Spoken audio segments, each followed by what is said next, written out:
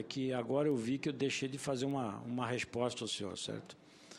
O senhor fez uma pergunta, né, que a presidente, como então ela, na época, ela era ministra da Casa Civil, certo? E a ministra da Casa Civil foi designada pelo presidente Lula para fazer o gerenciamento do comitê gestor do PAC, né? Ela era responsável, ela coordenadora, ela comandava o comitê gestor do PAC, certo? Obviamente que não comandava sozinha, comandava com outros ministros, certo? Que dividiam igualmente as responsabilidades em cada área. Se fosse a área orçamentária, né, ou a área financeira, estavam envolvidos o planejamento e a fazenda. Se fosse a área ambiental, estava envolvido, obviamente, além do ministro coordenador da área, ou a ministra, né, estava também todos os órgãos de licenciamento. Se fosse o caso, no caso do Ministério do Transporte, o Ministério e suas autarquias vinculadas, seja a NTT, no caso das concessões, seja a Valec, no caso das ferrovias, ou seja o caso do DENIT, no caso que nos cabe, certo? Então, obviamente que lá atrás, já ela como coordenadora, por inúmeras vezes, ela questionou, inúmeras vezes, lá atrás, como coordenadora, questionou a questão do valor das obras, certo? Por quê?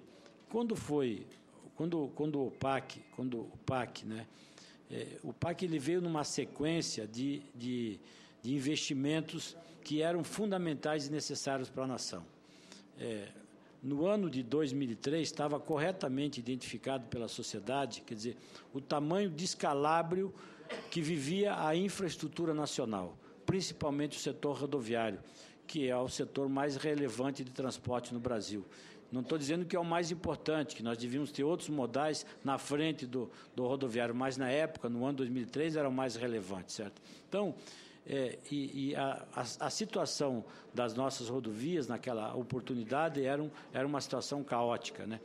E aí começaram a surgir alguns instrumentos que foram discutidos pelo Executivo, muitos deles com o próprio Parlamento, com o próprio Congresso Nacional, né? Como, por exemplo, né, a regulamentação da CID, né?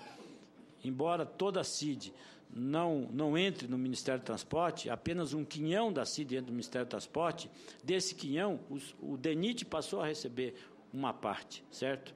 Foi o primeiro grande alento, o primeiro grande sopro financeiro que nos permitiu a planejar alguma coisa no DENIT.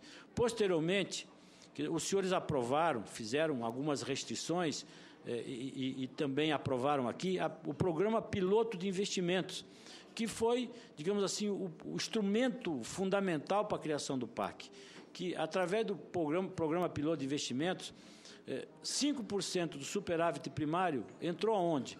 Quer dizer, um quinhão disso foi para o Ministério do Transporte e uma parte disso foi para o DENIT. Então, passamos a ter de um recurso que não disponibilizarmos, o de um recurso sempre disputado no Orçamento Geral da União, passamos a ter um recurso, quer dizer, para começar a execução da recuperação da malha rodoviária federal, e que passou a se tornar consistente. O orçamento, por exemplo, antes do advento do PAC, em 2004, nós já tivemos 2,5 bilhões não contingenciado, né? E que foi a primeira vez que nós tivemos, 10 anos antes, era tudo contingenciado, mas foi a primeira vez em 2004 não contingenciado. Em 2005, pulamos para 4 bilhões. Em 2006, repetimos os 4 bilhões. Em 2007, já com o advento do PAC, tivemos 7 bilhões disponíveis. Em 2008, 2009, 2010, cada ano, 9 bilhões disponíveis. Então, e aí, por que pulou de 4 para 9? Porque aí entrou o PAC. E o PAC acrescentou no DENIT 27 bilhões de investimento, certo? Só que acrescentou 27 bilhões de investimento e, infelizmente, tínhamos um problema. Quer dizer, nós não tínhamos projeto. O DENIT não tinha projetos. O DENIT... Então, quando foi criado o PAC, o PAC foi criado, quer dizer, as obras que entraram no PAC, que eram obras prioritárias, foram feito o levantamento em base de um custo chamado custo gerencial. Esse custo gerencial, ano após ano, ele é atualizado. E se atualiza em função de pesquisa que se faz de insumos, em pesquisa que se faz de hora-máquina, homem-máquina, certo? Hoje, por exemplo, nós temos, quer dizer, se o senhor pegar, quer dizer, se eu for verificar um homem-máquina, uma hora-máquina, de 2004, de 2005 para 2011, existe uma enorme diferença de preço. Até porque os trabalhadores brasileiros viram uma possibilidade de, obviamente, oferir um melhor salário, né?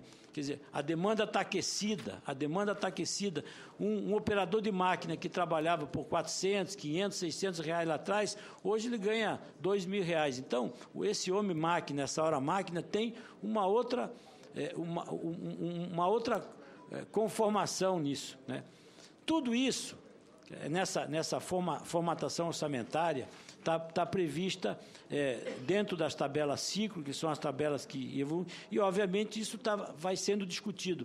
E a questão da mudança de escopo, de novo eu falo, quer dizer, você tem mudanças de escopo por questões ambientais, você tem mudança de escopo por questões de, na hora de se fazer o projeto estrutural, é melhor se fazer de uma outra maneira e que, obviamente, acrescente uma obra que vai dar menos risco para aquela rodovia, que vai contribuir melhor para a trafegabilidade. Eu vou, por exemplo, mostrar uma obra para o senhor em Santa Catarina, apenas uma. A nossa rodovia 101, todo ano ela é alagada. Se nós fizéssemos a duplicação, quer dizer, no mesmo nível daquela rodovia, o que ia acontecer? Nós íamos continuar com a rodovia todo ano sendo alagada pelo rio Araranguá. Qual que foi a mudança de escopo? Uma ponte de 4 quilômetros. Pô, mas é uma ponte de 4 quilômetros? É uma ponte de 4 quilômetros que foi, quer dizer, calculado, porque senão, quer dizer, íamos deixar uma obra pronta e inadequada, certo? Essa questão.